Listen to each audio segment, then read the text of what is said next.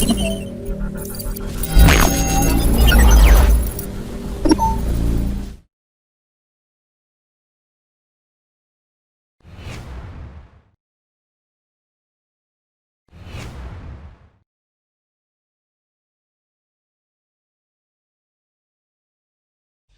my name is Danielle. I'm a travel blogger from Melbourne, Australia.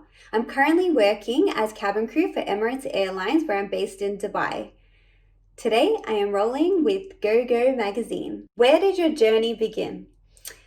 I think my journey began on my first trip, which was when I was 16. It was a school trip to Japan, and I absolutely fell in love with the culture. And that was when I decided, yeah, I really want to travel the world. But it probably wasn't until 2017, and I got my first job as cabin crew, which was with Qatar Airways.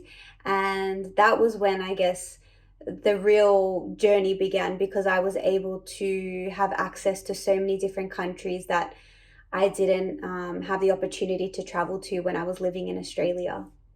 How did you manage to work as cabin crew and a travel blogger?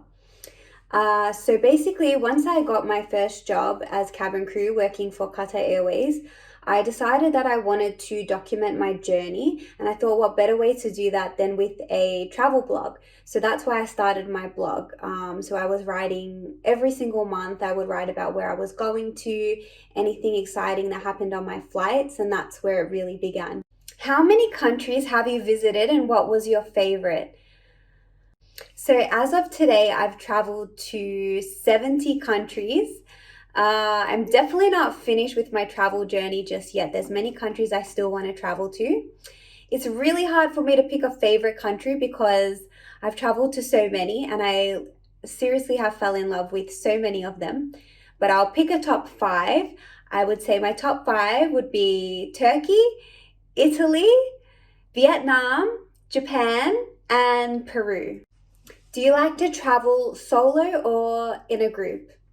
I actually prefer traveling both ways. I've done a lot of solo travel just because it's convenient. And the one thing I love about traveling solo is that you get to do everything that you want to do. You get to eat at all the places you want to eat at, and you can spend all day walking around the city, which I know when I travel with other people, they hate it because I walk so much. But then at the same time, I do love traveling as a group because then you get to share the experience with other people. Whereas when you're traveling solo, you don't get to do that. So I don't know, I can't pick solo or traveling as a group because I really enjoy doing both. Both of them have their pros and their cons. What is the most enlightening thing that you've learned from traveling the world? For me, the most enlightening thing that I've learned by seeing the world and through my travels is that I'm so fortunate. It really has opened my eyes and it's humbled me in so many ways, and it's really taught me not to take anything for granted. I really appreciate all the opportunities that I've been given throughout my life and to have this amazing life where I'm getting to travel for a living and follow my dreams. So it's really taught me to be humble and to appreciate what you have and just enjoy the moment. What has been the thing in your portfolio that you're most proud of? For me, I was most proud to go to Peru last year in 2019, and I finally made it to Machu Picchu, which was at the top of my bucket list for so long.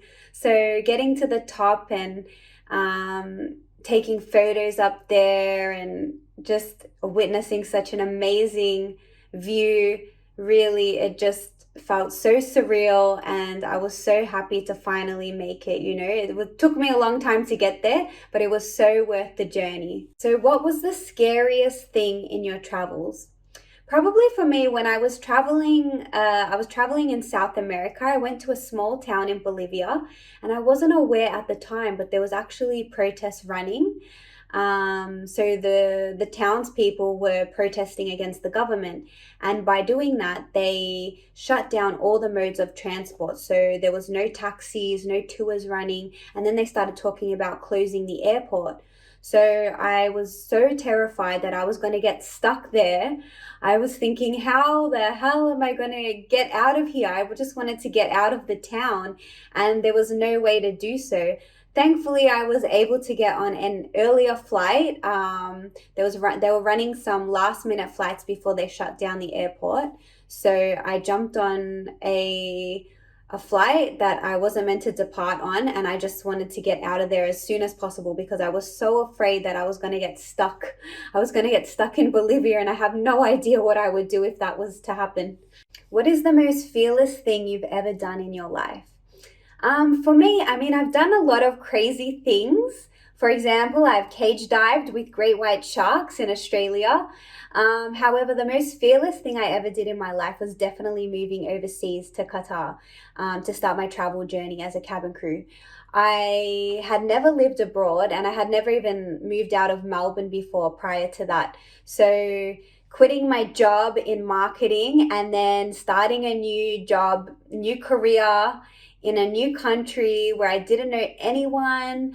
I didn't know anyone working as cabin crew, so I wasn't even sure if I would enjoy the job. That was definitely the most fearless thing I ever did in my life, but it was definitely the best thing I ever did in my life. If you could move anywhere, where would you move to? I don't want to be boring and say Melbourne, Australia. However, I do really love my city, and I think Melbourne is the best place to live. However, if I did have to pick a different city to move to, I would say Nice. In the French Riviera. I absolutely love France, or somewhere nearby there, because I absolutely love it in the summer, and I would love to have a house there. What has been your biggest inspiration? Probably filling up my passport. I know that sounds a bit weird, but it's oddly addictive, just like having so many different stamps from all around the world. My passport is almost full, completely full, so I have to get a new passport, not because it's expiring, but just because there's no more space to put more stamps.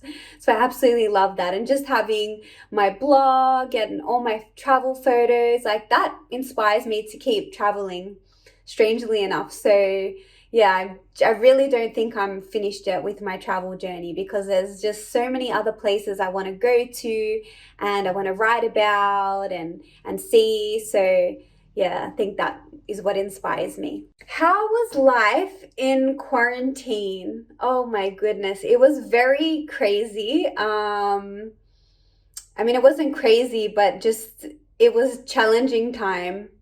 Um, I explored a lot of hobbies